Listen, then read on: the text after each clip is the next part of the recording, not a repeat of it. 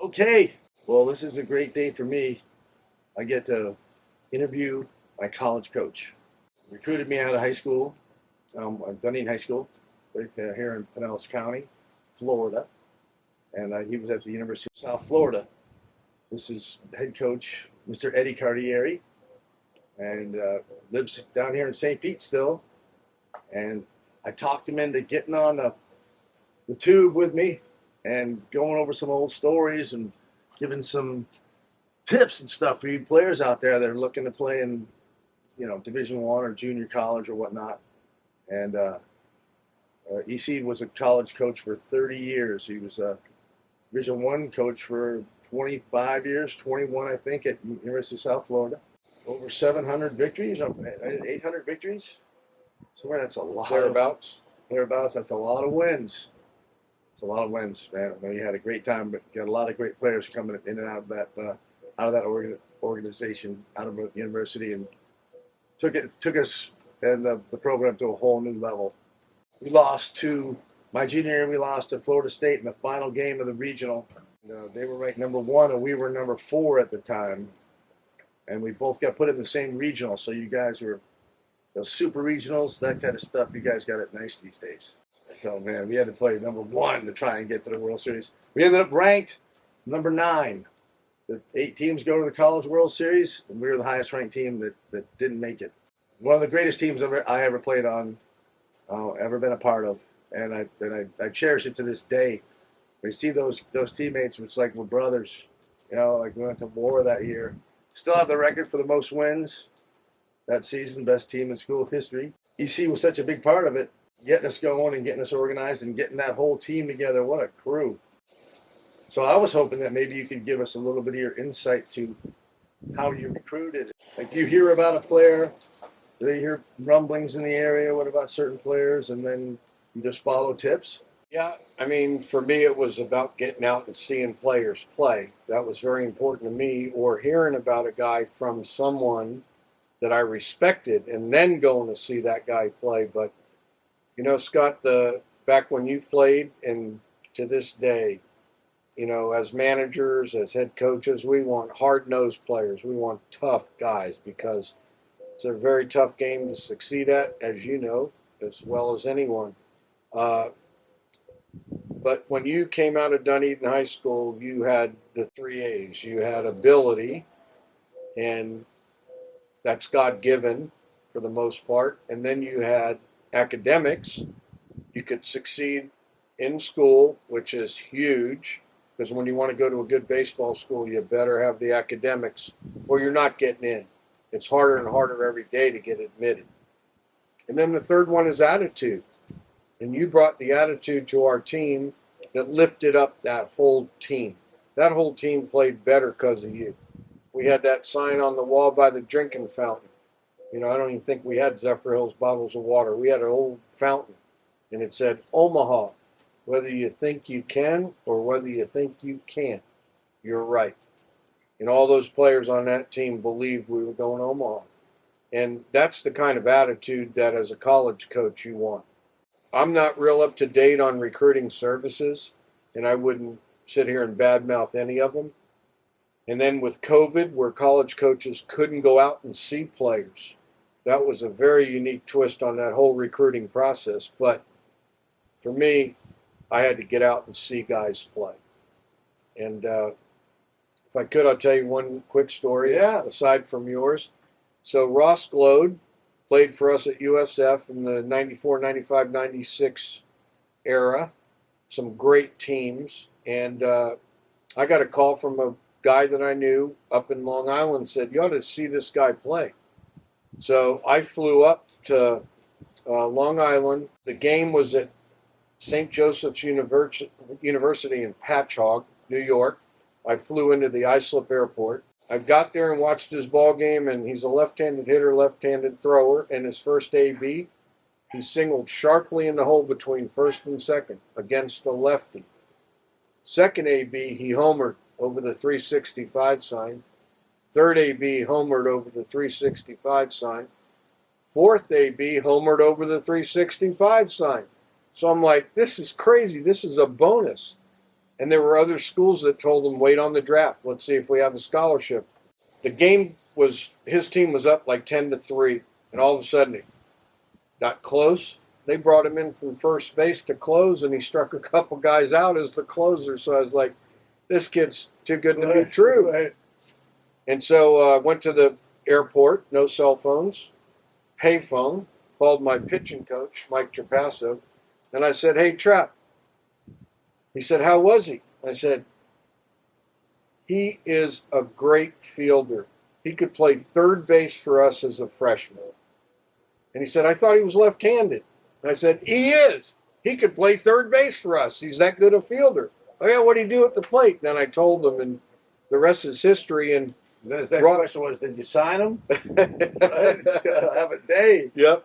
And I remember meeting Neil Heaton at the field that day because he lived up there, and Neil pitched at Miami. He might have pitched against you. It was back around then. He was telling me, Ross is a good player, but again, he was waiting on some other schools for the draft, and then we were blessed. We were able to sign him, and I mean, his major league career was great. I think nearly 10 years, and I think to this day holds the major league pinch hit record for a tandem, Right. along with Helms when they were with the Marlins. That is the toughest job. Yes, can you Pinch imagine? hitting. Pinch hitting is like, I know, and he was really good at it. Yes, I mean, yeah, it's almost like some of those guys, they're so good at it, it's its own job. Right? You got guys that can play every day. They do great at everyday stuff, but to find those guys that can actually come off the bench and get hits like that, that's special. role players, and it's, like you said, especially that job. That's such a difficult job. You're on the bench, and you're really not warm into the game necessarily. You're mentally you are, but then you go in there and face that jet at 95, 96 with off-speed stuff that's crazy. So, yeah. So how often do you go and see a player or see a team play, and you hear about this player, and you go and as you're watching it, he's got some tools and he does some things right and all that like that, but you see an attitude or you see some mannerisms or something about him that don't work for you. How much do you invest in watching their attitude and body language, and does that have a big part of the decision? It's extremely important. I mean, I remember Bill Livesey telling me, and I agree with him, he'd go to coaches and say, I don't need your best player necessarily, I want your captain. And that's what gets back to what we talked about hard-nosed players, guys that are really tough, that have leadership qualities. So important. The rules have changed since I haven't been into college baseball, the number of times you can go see a guy, number of contacts you can have and all that. But I was big on scouting American Legion the junior year, summer before the junior year. That was a big year to go see some American Legion games and high school games. It was hard to see the high school games because we were playing at the same time the high schools were playing. Those were things that were important to me. To me, you couldn't see a guy enough because you like to see him good, of course, but let's see him bad. Let's see what happens when it wasn't a good night for him, Yeah, And exactly. see how they react. Everybody's great when things are going good, right? Right, What happens when somebody goes bad? right. I've heard guys say that before. It's like I've lost him a few times, but every time I go to see him, he's done well. I want to see him and how he acts when he doesn't do well, Right. And see how they behave. Which Right. tells you a lot, right? Because guys get on a bad streak, they can pull the whole team down with them. Right. And I'll tell you, Scott, makeup, what we're talking about, attitude, makeup is so important, and instincts. To me, those are the intangibles that they're hard to scout sometimes, but they're so important in baseball. Instincts, a feel for the game. So important. I've told my players before, like I had a travel team when they were 13, and they're all these players are really good. They're all in D1 and junior colleges, and I told these guys when we got started when they were 13, I said, you never know when you're going to be on a great team. You don't know, and you don't think that you're going to play on great teams all the time. I played on a lot of teams, man, right? And I can count on less than a handful of teams that I go, wow. And that includes the major leagues, right? So people would assume, like, well, you played in the big leagues, that's got to be the best team you ever played on, or the most memorable team you ever played on. It's not. You know, I mean, some of the teams, we had a little league team went 72-0, right? I mean, right? So Cartoon. right, and the guys on that team, you know, there's a chemistry or something that happens that everybody has to have a good year, right? Right. It's like everybody has to have a good year. That '86 team at USF, everybody had a great year. Yeah.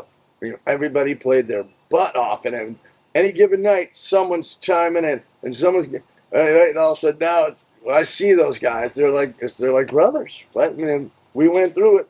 Yep. That's as good a team as you're going to play on. Man, we got every ounce out of every guy. Yeah. Guys got hurt at the beginning of the year, came back at the end of the year to win in the regionals, and We had some characters, and every one of the characters had character. yeah. I mean, Mark Pike in center field, Rudy yelling at the pitcher, keep throwing that puss up there, you know, and had to back it up. Alan Swabeck, the quiet left fielder, and Lou Munoz. Some of those guys on that team were just so awesome.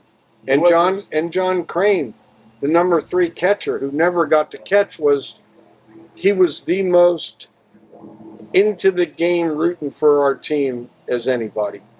Remember we had a T-shirt named after him. But we had the big crane on it. You go, we go. That's right. Exactly right. You go, we go. That's right. He was the consummate teammate. And even though he believed he should be playing, somewhere he knew, somewhere in his heart, he knew where he was. And it's like you say, you know, the role players understood their roles.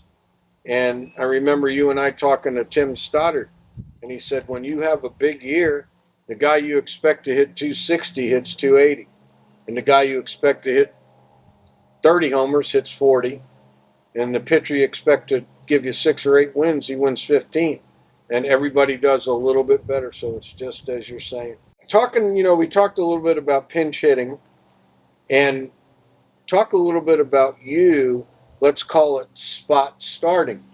So you're not catching every game, but you're catching second game of doubleheaders, catching 1 out of 3 or 4, whatever it might be. Day game after night game. There you go. So how was that as a major league player? You know, it has to do, for me, it's all the extra work you get, right? You have to do all this extra work to stay sharp. Because the other guys are playing games every night, and when the season gets going, it's going, right? And you play every night. Nowadays, they get 1 extra day off a month, but wow, so you get 2 or 3 days off a month, not a whole lot of time. So you got to work your practice time as good as you can. So I mean, extra catching work, blocking in the bullpens, blocking the balls in the dirt, trying to make it a lot more game-like. Trying to keep your timing at the plate and rhythm at the plate, where you can't quite let it go and get it loose because you're not in there enough to have that kind of timing. So you're more of making sure that you're handling the bat and contributing, and then make sure you catch your butt off, because at the end of the day, it's all about getting that pitcher across the finish line. Right. And Tony La Russa would often remind me of that. We had some games where I didn't do so great on offense, but I beat Cy Young Award winners. I was catching when we beat the Cy Young, and he'd remind me, hit me in the head, what are you looking down about? You just beat this guy at the, and it's true, right? You got to separate the two of them. But that's how I get prepared, was make sure that I'm trying to stay within myself and do my job. Make sure I'm really prepared to do it so I don't mess it up. Try not to do too much. Make sure you know what your role is, and that was my role. If I throw in a bunch of good offense today, that's great. But getting this pitcher through the game and doing a great job of catching, playing every day is really easy. You come to the park, you're playing, you're prepping for that pitcher. Being an extra catcher is one thing, but being a utility player and having to show up and you're finding out you're playing right field tonight. It's scary in these big ballparks, man. When you're playing defense, if the ball gets by you in the outfield, right, the ball's going to the wall, and I just have nightmares about that. You know, there's so many people there with the ball, when the pop flies hit, there's guys on base and they're circling and it's coming down. It doesn't come down fast enough. You know, it's stressful trying to making sure. I've just always been that way. That I'm making sure my defense is spot on. I made sure my speed was up to par. You know, because I don't know if I'm going to be pinch running on any given day. So it's, you know, I think you got to know what your game is and do the best you can. And you get creative too. You know, I mean, I didn't know how to do that before because even in the minors, I was an everyday player. As soon as I wasn't, it was like I just kind of instinctually knew you just can't sit back. You got to do the best you can to stay involved. And so you take your BP a little bit more serious. You take your soft toss and your tee work a little bit more serious because you're not quite getting all the at bats that you would hope. You know. Sure. And I can only imagine catching a shutout must have been cool. You know, if you're the catcher and you're on the good side of the shutout, man, you are such a big part of it. And you think of all the little things you did, the way you called that game, the way you blocked pitches, threw a runner out, fielded a bunt, whatever it might be. But I can only again imagine. Well, I had in your case, I got to catch Bobby Witt 3 consecutive complete game shutouts. I don't know if that's been done since then. It was like '94. 3 consecutive complete game shutouts. That's crazy. And then we went to Boston, and the first inning, Mo Vaughn hit one about 7 miles, and broke that thing. But that was, and one of those was a no hitter. Greg Gagne pushed bunt, and he was out at first. They called him. Said it would have been a perfect game. Oh, it was the only runner they had. So it was a one hitter rather than a perfect game. I'll tell you what, catchers, we want to take credit for that. But let's face it, when they're throwing that well, everything's on time, right? Fastballs exploding, breaking balls are on the money. They don't hang anything. They make the pitch when they need to. We like to think, as catchers, we have a lot to do with that. But well, I think we do, but not quite as much as we'd hope. That's one of the things. Just good old-fashioned teamwork. You know, everybody was on the same page, and especially the pitcher and catcher always need to be on the same page. But do you match up? Did you ever? I know when I was catching, I caught all the time. But was there ever a time when certain catchers worked better with certain pitchers, and you would use that? On occasion, I didn't like the pitchers who tried to request, "I want that guy to catch me." I didn't think that was right. And that would happen on occasion, very, very seldom. But if it worked out, it was a day game after a night game, and it worked out that number 2 starter, you know, we liked how this guy handled that number 2 starter, then we might do something like that, yes. Right. What I wanted to say, you got to be one of the first few that ever played every position but pitched in a major league game. How many guys would they probably have done them at promotions? Yeah, they didn't do them a whole lot back then. It wasn't like that. Tony was into that. You know, he even said he could carry more pitchers because I could help. I could be in the outfield, pinch run, infield, and catch. And having that catcher that can move around and be the second catcher too was very helpful. Invaluable. But it's once again, it's like knowing your role. And accepting it, trying to find ways to thrive in it, instead of getting, well, I want to be an everyday guy, and getting an attitude. Right. You know, it's all about team, and trying to get that W. And that was one of the most important things with Tony. I always thought, a lot of managers in the game and stuff. Tony always seemed really intense about wanting to win. Sometimes you go to the park and you don't get that. You're just there. It's just another day. But you always felt that push by him, right? And we would talk about going on a road trip, on a 12-day road trip, and he would talk to the team about it very quickly and say, we have 4 games here, 3 games there. If we can pull off 2 in Boston, and we have this matchup with these guys head to head, we should win that game. We should be able to pull off at least 7 to 8 wins on this. So he's giving you goals and making you push. He'd always talk about marking. He'd say, "We need to mark, boys. We need to mark." Like the more innings you score in, the higher your chances are. And he'd go like, you score in 2 innings a game, teams go 82 and 83 or something. You score in 3 runs a game, you get like 95 and whatever, right? And So if you score fine line. in 4 different innings in a game, it's like 105 or 110 wins. You're going to have if you score in that many innings. So it wasn't so much about the big inning. It was like, okay, we scored one that. Just try and mark in as many innings as you can and keep the pressure on them. And the statistics prove out that you'll win more games. So I kind of like that motivation. It was kind of a long-term motivation. Today is important. This game is important. Exactly. Not just another day. And you can get them tomorrow and give up early. No, keep fighting and see if you can't scratch some out. And that's how you build it. And hearing you say that kind of says to me that it was that era's way of analytics. The analytics now are so, to me, complicated, but you just made it so simple. And this is what we have to do, guys, and we're going to come out on top at the end of the season. Yep. One thing, Scott, about baseball, we mentioned it today. It's like fishing. You go out, you'll never see 2 days the exact same. Bait's different, current's different, clarity's different, fish you catch. Never been 2 baseball games exactly the same. And that's why guys like you and I, we never stop learning. We love baseball, and we continue to learn. And I remember years back at USF having lunch with George Kissel.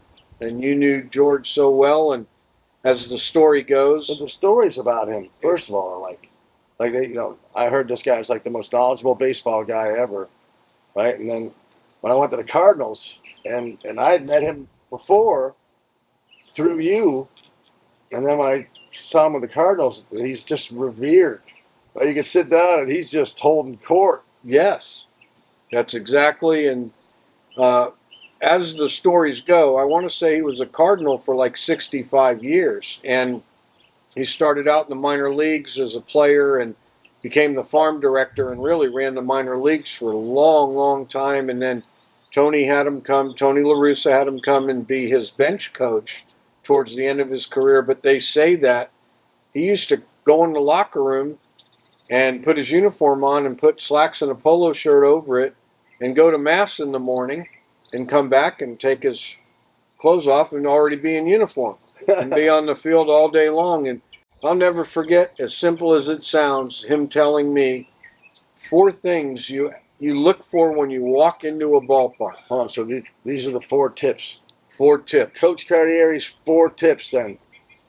And really they're George Kissel's, rest his soul. He said, when you go in a ballpark, the wind, the ground, the sun, the fence. Said you have to check all of those. Well, we're sitting here in the backyard in Pasadena, and the wind is howling. It's sustained at about 25 right now, but all we need to do is look at the top of the tallest tree, and we can find that wind direction and have a good idea of the wind speed. The ground, self-explanatory. Did it rain that night? Is every ground ball going to stay down? Was there ryegrass planted? Is the ball going to skip and beat the outfielder because he didn't take a deep enough angle? The sun, again, self-explanatory. Can I get help because I have the bad sun field, but somebody might have a better angle than me and can get it more over his shoulder than straight on? And the fence. Is it chain link? Is it concrete? If I'm an outfielder, is it padded? Can I run into it? Can I rob a guy of a home run? What about the backstop? Can I score on a pass ball? Is it going to ricochet right back to the catcher and they're going to hose me with a pitcher cover? So, sounds simple, but those 4 tips, guys, players, take them in the ballpark with you. Check the wind, the ground, the sun, the fence. I remember doing that for bunting. Right? You could see different parks would cut their third base line so the ball could roll foul. Other teams would cut their infield, so if you bunted it down the line, it would stay fair. Yep, exactly right. And you know, as a catcher, you would go before the game and roll balls down the line to see when a ball would go foul or whether it would stay fair. And you remember the grass at Shea Stadium at the Cape Cod All-Star game. That grass was thick. Bunters could have a field day with that grass. Yeah, it's true. So one of the best plays, I think, at every level of baseball, including the major leagues, is when you have a runner on second and nobody out, or first and second and nobody out. And you got a guy that can handle the bat. Have that guy base hit bunt down the third base line. Now, if a lefty's falling off hard, then a push bunt by that lefty would work as well.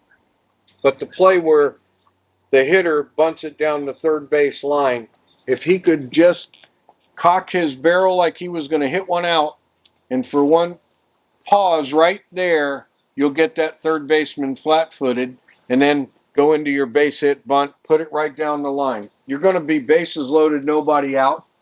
A very athletic pitcher, if it's a good bunt, you'll be second and third, one out, or they might hose it down the line and you'll score two off a base hit bunt down the third base line. But it's a great play, and not only is it a great play in my opinion, it's the technique that does it. When that hitter takes his hands back like he's going to hit one out, that third baseman will stop. He'll be flat-footed, and that's when that bunt is really effective. Being a baseball player and not knowing how to bunt is like being a golfer and not knowing how to putt. That's a great line.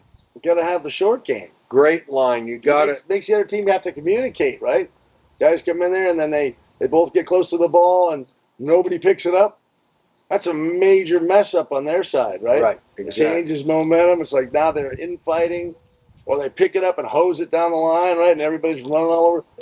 And it's hard to get players to do that. Everybody, in the age of travel ball, everybody's about swing for the fence. Right. Swing for the fence. Our team in '86, these guys could bunt like nobody's business. I remember in the early '90s, some of the guys that could really, really bunt, it was almost like they could give it backspin, right? They'd come up there, Otis Nixon, Vince Coleman, right? They drop a bunt down with like backspin and sit it down. It's like you're playing in, and they're still bunting on you successfully. Right. Right. That's how good they are. They just deaden the ball so beautifully. And we just talked about George Kissel. With the Cardinals, he was responsible for getting those guys to become great switch hitters. Vince Coleman, Willie McGee. Pendleton, Terry Pendleton, that's who I was trying to think of. Yes, those three guys, and I think there was one more that became great switch hitters, great major league switch hitters. And George Kissel taught me that what he would have them do is put a donut on the end of the bat and throw a ball up with their weak arm and just hit that ball into a net. That's it. That was his drill. And he developed that weak arm because, I don't know about you, but my left hand is worthless. That's so true. I get to right there, I can't do anything. Right. My left arm doesn't want to. Right. And that leads me to think a little bit about hand dominance, which I don't hear anybody ever talk about. It's Pete Rose, when he got the most hits, the greatest hitter, whatever, one of my former favorite players because of how hard he played. Talk about a hard-nosed player. Well, when he hit right-handed, his strong hand was on the top of the bat. So you could throw him a letter-high fastball, and he could get it. But if he was hitting left-handed, and his strong hand was on the bottom, and he threw that letter high, he's apt to pop it up like most of us anyway. But now when he's hitting left-handed, that belt-high, low fastball, his strong hand's on the bottom. And so with that level swing, he's going to have a slight uppercut. And that's why he could get that pitch when his strong hand was on the bottom of the bat when he hit left-handed. And I believe that hand dominance is important in hitting. And I believe that we should teach a level swing and let hand dominance take over. I try and get guys to switch hit when they're young, like the younger kids. And if for anything, even when they're struggling, you have them hit opposite hand, and they can really feel the pieces that are missing when they hit on the dominant side, right? Right. So if you get a right-handed hitter and he's struggling a little bit, have him take some swings and do some work left-handed, and all of a sudden he'll turn around right-handed and start filling in the blanks because you can really feel your deficiencies when you're hitting left-handed. And for some reason, you turn back around right-handed, and all of a sudden you can feel the pieces that are missing. That is profound. Honestly, I have never heard someone say that, but it makes sense to me. I get it. I understand that. That's pretty cool. The other thing, wrist rolls. Man, I mean, there's so much to weightlifting and learning. You know, baseball players, you have to learn how to lift baseball specific weights. You're not looking to throw the discus or go to the beach and impress the girls. You have to train your body baseball wise. And to me, the simplest exercise, dads can make it, just get a piece of PVC with a rope, 3-pound weight, and have your 10 and 12-year-olds go up and then right back down again. And I'll bet you the first time they can't get it up and down twice. Some of them won't do it once. And then as they do it daily, like I tell them, when you wake up, when you get home from school, before you go to bed, can't do it too many times. Start doing those wrist rolls, arms extended, all the way to the top, all the way back down to that 3-pound weight hits the floor again. When you start knocking out several reps of that, several times a day, Right. and those kids start seeing veins coming out of their arms. I do that today. I just take an old broom handle, right, and drill a hole in it. There you go. Right in the middle of it, tie a string to it, get a 5-pound weight, whatever, and you're off. Fingers, wrists, hands, forearms. I remember Wade Boggs one day, we were fishing, he caught a big grouper, and after we got it in the cooler, he went like this, and that Popeye stuck out like that. We started calling him Popeye. He was like he ate a can of spinach, that thing was. And again, you got to be strong in those areas as a hitter, and it's an exercise young kids can do. It's not going to hurt them. It's not going to tear the rotator cuff. It's not going to have them get Tommy John. Start them out with a lower weight, 3 pounds, even 2, and then build them up. And once those kids really take to it and do it all the time, that bat will start feeling like a feather. And pickups, remember slide back and forth doing pickups? Yep. Rolling back and forth, getting your legs in shape? Sure. I tell the guys now with travel ball, guys standing in front of you or on one knee in front of you with 2 baseballs, and you're sliding back and forth. And as he rolls, you roll the ball, he slides like he's getting a ground ball with the elbow in front of the chin, right? And he just throws it back, and you keep sliding back and forth. As soon as you catch it, you roll. Catch it and roll. And travel ball, you don't get ground balls, right? Correct. Because you're playing, there's a game before you, and when do you get your ground balls? So now you turn that same drill into backhand, forehand. So when I go to my right, I drop step with my right and flip it back, and then I go over here and drop step with my left. So I'm practicing my drop step while I'm doing it, and it gets your legs in great shape. You can smoke your legs in those things. Right. So and it's a good warm up drill too. We do them before every game. I remember how much long toss we used to throw. Yep. I used to love the long toss. Long toss. You see some guys do it, but people just play catch now. They just get loose, right? They're not worried about the throwing. I was always worried about throwing with really good mechanics and trying to act like, I'd literally try to act like a big leaguer, when I was in high school. I'd be like, try and look good, good form and good throwing all the time. See kids look reckless. Yeah. Yes, you're so right. And it's a skill that I believe is not taught enough. Throwing. Teach guys how to throw. And I remember you telling me one day, you want to throw hard? Throw hard. You want to run fast? Run fast. And long toss, to me, is the greatest thing to increase arm strength. And long toss is distance and it's duration. And I've gotten to where I don't care if you hit the guy in the chest or not, but you don't want to necessarily throw long fly balls with your shoulder pointing up as much as maybe get on top and one bounce it to him and find your distance. But whichever method you use, yes, long toss is so important. How did you go about getting the college staff ready to pitch? Is there a different what's the recipe for that's used in college compared to high school or high school used to pro? How did you go about running your staff in college? Personally, I think it would be the same at any of the levels you mentioned. You know, you knew who your starter was Friday night, Saturday, and Sunday afternoon, or whatever the case might be. And then you knew you had this guy in long relief, and you had this guy towards the end, and then you had your closer. And you had to have your closer. I'm proud to say, I want to say it was 3 years, 3 of my years at USF, we had the closer that led the nation in saves. And I think I learned from Tony La Russa. You want to put that guy in the best situation you can, which is go get 3 outs in the ninth in a save situation. Let him start his own inning. I was big on that. Start your own inning. I mean, you put guys in with bases jammed and 1 out. It's way different, you know, than Randy Wilson, one of your teammates, and Bob Undorf, Danny Montero, some of the other ones we had that were great closers. They were ready to pitch the ninth, and they could do it pretty much 3 days in a row if you needed them to. But I think, you know, again, that's a mindset. That's a pitcher who has to be not only content, has to love that he's going to close the game. Doesn't want to be a starter, not, you know, trying to pick his job out, but relishing the role. Just saying, give me the ball, I'll go get 3 outs, and it's a different mentality, you know. It's a cool mentality. And some of the great closers you played with and against in the big leagues, you remember how they were, mental attitude.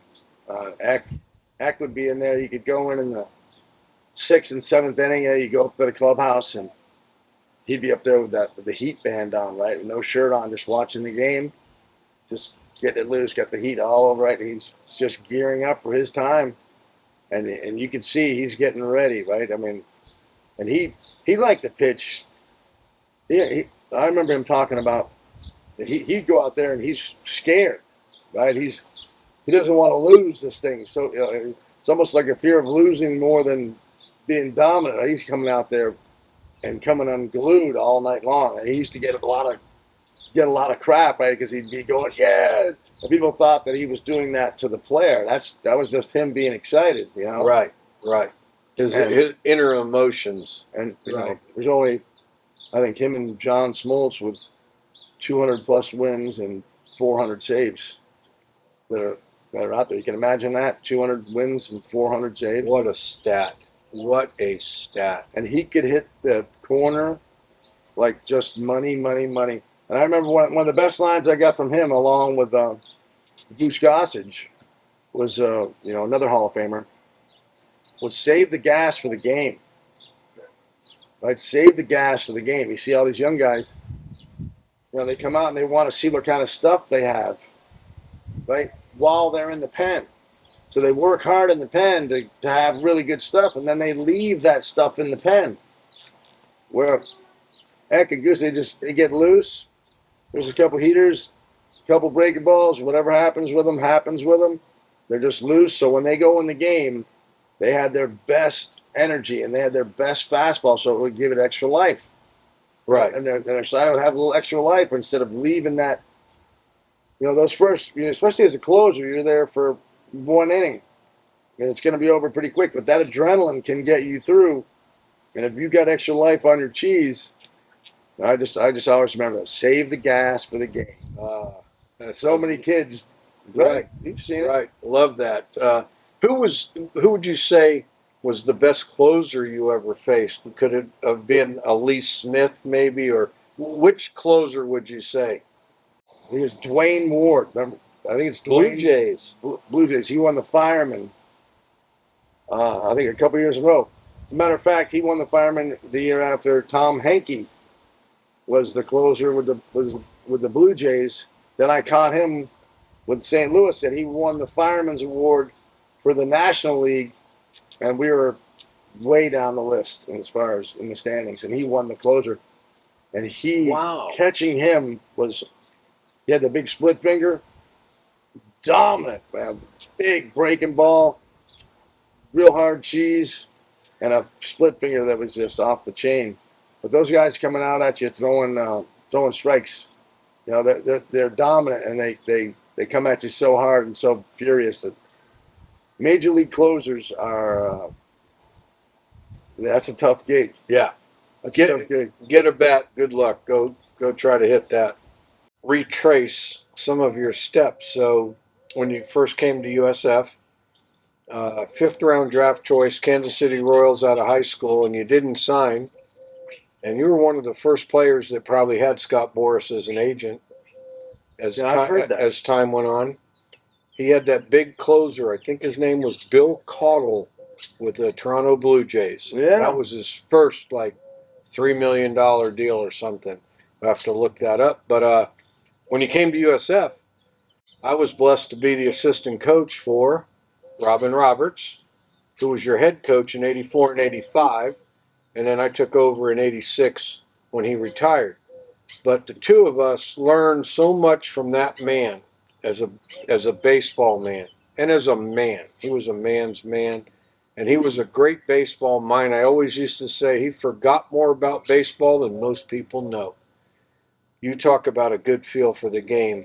He had a great feel for the game. But talk a little bit about Coach Roberts. We call him Double R. Robin Roberts, Major League Hall of Famer, 286 wins in the big leagues on not so good teams. Now he had 300 complete games. I saw that stat. He threw 300 complete games. Like what? That's insane. Unheard of. But I always remember him as he had such great a presence about him, right? And he was the Hall of Fame thing was just such a great thing. Like you'd be catching in the inning, right? You're getting ready to call a pitch, and all of a sudden, out of the corner of your eye, Coach Roberts would just be walking out onto the field. He'd almost be in fair territory, right? The umpire would say, "Hey, hold time out."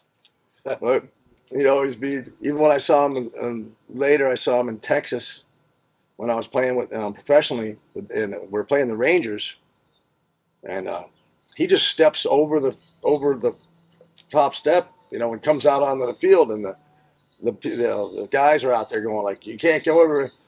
And Tony was like, "No, that's Robin Roberts." Right? And Coach Roberts comes over. I'm like, "Coach, you're gonna get in trouble." He goes, "Kid, I'm in the Hall of Fame." They're all right, Yep. And he always had such great stories, and everything seemed to get shortened with him. His points. He made points, and they were so subtle, and so quick, but said everything. Talk about training kids and how they're doing and whatever like that, and you say, "Oh, this kid's doing really well," or he's "Kid, you either got it or you don't." He'd say stuff like that, or kids' hearts racing out there. He told a kid in Miami, and I was catching. I think I was a freshman, right? And he comes out. Had this new kid on the mound at Marklight Stadium in Miami, right? And that place was packed and it was rocking, and he comes out. And the kid's going, "Coach, my heart it's pounding like crazy. I can barely throw the ball." And he goes, "Your heart's pounding." He goes, "Yeah." He goes, "Well, throw between beats." Remember? What a story. And the thing about Coach Roberts is he subscribed to the KISS theory. KISS, keep it simple, stupid. He say, if you play the outfield, play the big guys back and the little guys up. And he always had just little, like you said, little quirky things, but they rang true. How about his hitting philosophy? Get a good ball, kid. Get a good ball, kid. Yep. That's right. Get a good pitch to hit. Get a good pitch to hit. That's the best sign in all of baseball. It is. I still use that to this day. Yes, sir. That's my number one pitch, right? Get him up. Yep. Right there. And he would use that. And I remember that forever. It's so true. Get a good pitch to hit. Right. These guys are all worrying about their swing and everything else. You get a good pitch to hit, you don't have to be perfect. Right. The guys coming out of the zone. But from my perspective as his assistant, rooming with him on the road, because we didn't have the greatest budget, but they did let us stay 2 to a room. So, we got the 2 twin beds, and I would hear those stories of Hall of Famers like Satchel Paige, Willie Mays, Hank Aaron, all the greatest that ever played the game. And you know, one thing we both remember is that all the innings he pitched, he never iced his arm. You get that, guys? He never iced his arm. He said he would always take a hot shower after the game and run that hot water on his shoulder and play catch the next day and play pepper the next day. He was big on pepper. And it would loosen him up and he was ready to go. And I mean, I heard barnstorming trips where he threw a CG 9 innings the night before and came in relief and threw 5 more the next day. So back then they didn't worry about pitch counts and all the analytics. It's just different when it comes to that. But how much did we both learn from that man? Yeah, he talked about, and I found such similarities with talking to Bob Gibson. He was our bullpen coach in St. Louis, and they would all talk about right out front, right? Remember he used to say that all the time? It's just all right there, kid. Right up, right? Don't have to get all big and all that out there, but get it out front. Yeah, he could hit that outside corner like crazy. Remember that story he told about Henry Aaron?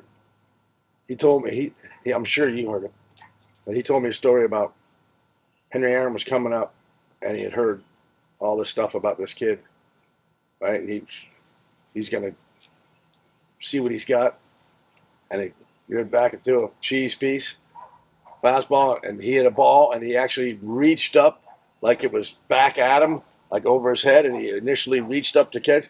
He said he turned around and went off the top of the center field wall. Said he knew he was for real then. Yep. He was something else. I loved how simple he kept it, and didn't get too, it was just more about play the game smart. I always thought that he was never into trick pitches, right? What do you have? You get your first and second pitch. You're going to go to those 2 guys all the time. Instead of having 4 pitches, how about if we have 2 that you can throw for strikes all the time? That was, once again, just keeping it simple but let's face it, throw like that guy threw for that many years, he had to be something special.